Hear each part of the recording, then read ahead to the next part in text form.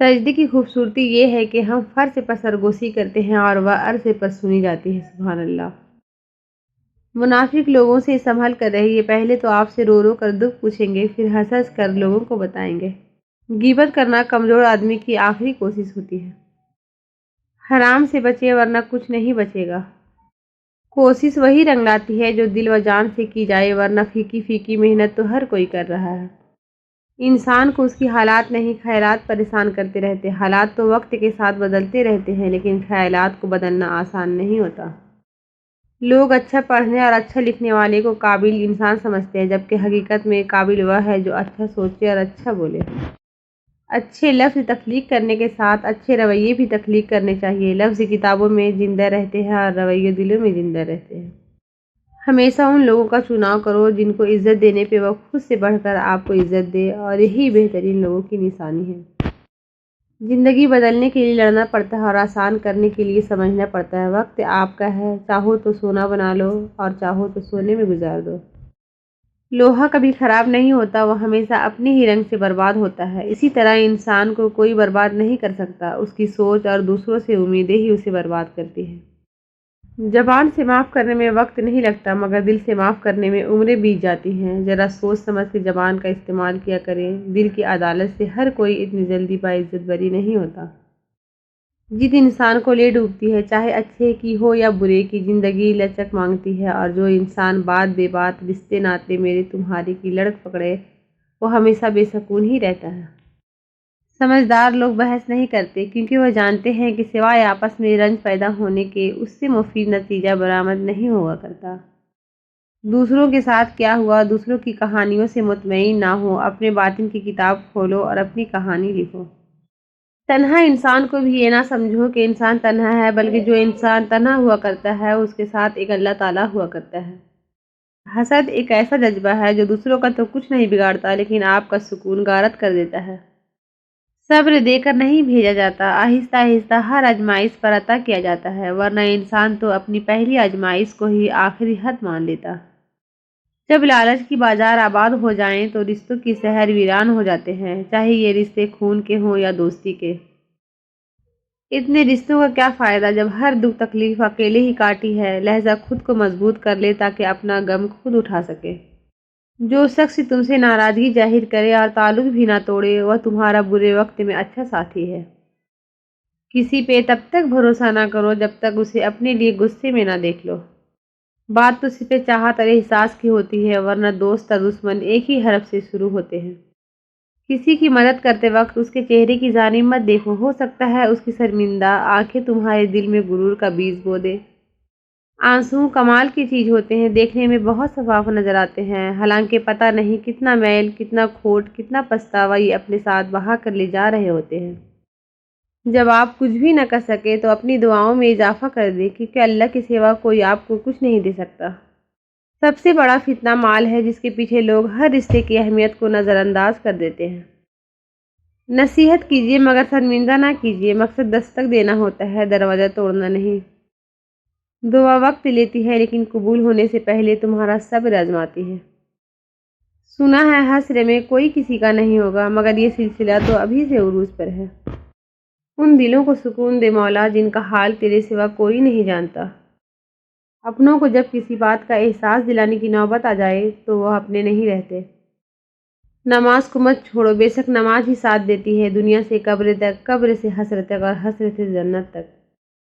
حضرت علی رضی اللہ عنہ نے ارشاد فرمایا، اللہ تعالیٰ کبھی دو مخلص لوگوں کو جدا نہیں کرتا، جدا تب کرتا ہے جب دونوں میں سے کوئی ایک منافق ہو۔ اللہ کبھی مخلص کو منافق سے نہیں جوڑتا۔ اگر کسی کو تکلیف دیکھ کر تمہیں تکلیف ہونے لگے تو سمجھ لینا تم اللہ کے بنائے ہوئے بہترین انسان ہو۔ جن گھروں میں مرد عورتوں سے نرم لہجے میں مسکرا کر بات کرتے ہیں، ان گھروں میں برکتیں راج کرتی ہیں۔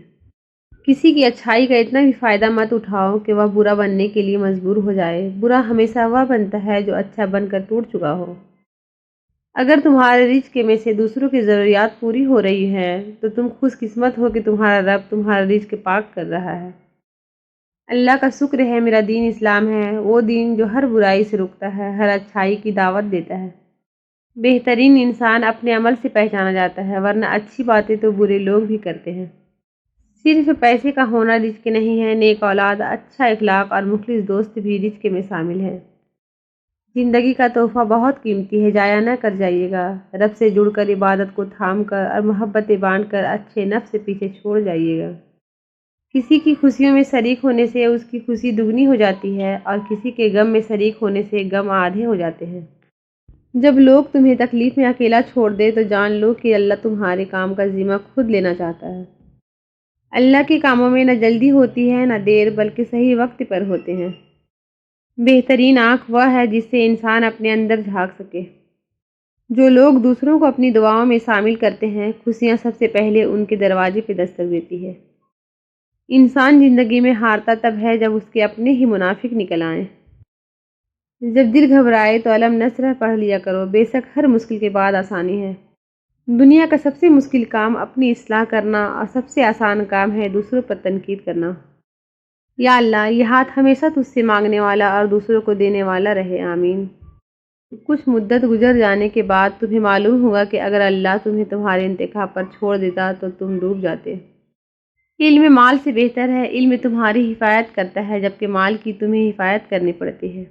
جب انسان بالکل خاموش ہو جائے اور اپنے حق کے لیے بھی نہ بولے تو سمجھ جاؤ اس نے اپنے اندر بہت کچھ دفن کیا ہوا ہے۔ یقین ایسا ہو کہ سامنے سمندر ہو اور تم کہو نہیں، میرا رب راستے بنائے گا۔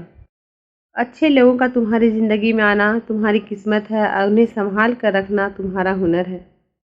اے ایمان والو، اللہ کی اطاعت کرو اور رسول کی اطاعت کرو اور اپنے ایمان کو برباد نہ کرو۔ جب دنیا والے تمہیں گھٹنے ٹیکنے پر مجبور کر دے تو یہی بہترین وقت ہے سجدے کا۔ موت سے جتنا بھی بھاگ لے وہ چھوڑنے والی نہیں، اور رزق کے اضافے کی جتنی بھی تدابیر کر لے مقدر سے زائد ملنے والا نہیں۔ دیکھنا ایک دن تم شکر کے سجدے میں ہوگے اور آنسو سے تمہارا چہرہ اور جائے نماز بھیگ چکی ہوں گی، سمجھ نہیں آئے گا کس طرح اللہ کا شکر ادا کروں۔ انشاءاللہ اگر مہنگائی کے باوجود آپ کا دسترخوان پہلے جیسا سجا ہے تو شکر کرو۔ مشکلیں حل ہو جایا کرتی ہیں، راستے بھی نکل آتے ہیں، بس انسان کو یقین اور بھروسہ ہونا چاہیے کہ اللہ تعالیٰ ہمیشہ اس کے ساتھ ہے۔ بعض اوقات ہم پوری طرح مخلص ہو کر بھی کسی کی نظر میں بیکار ہوتے ہیں۔ بھلائی کے لیے کیے گئے فیصلے بھی کبھی کبھی اندر تک زخمی کر دیتے ہیں، پھر زبان خاموش اور آنکھیں خشک ہو جاتی ہیں، آنسو دل پہ گرتے ہیں اور مسکراہٹ ہونٹوں سے جدا نہیں ہوتی۔ جس نے تمہاری ایک بات سنے بغیر تمہیں غلط مان لیا، وہ تمہارے لاکھ دلائل پر بھی تمہیں صحیح تسلیم نہیں کرے گا۔ لوگوں کو خوش کرنا ناممکن ہے۔ جب لوگ پیچھے ہٹے تو ان کے پیچھے بھاگا نہیں جاتا، بس ان کو خوش رہنے کی دعا دیں اور اپنا راستہ تبدیل کر لیں۔ آپ کے پیچھے بات کرنے والے دراصل آپ سے بہت پیچھے ہوتے ہیں۔ جب کسی کو چن لیا جاتا ہے تو چہرہ معنی نہیں رکھتا، ماضی نہیں پوچھا جاتا، بس خوش آمدید کہا جاتا ہے۔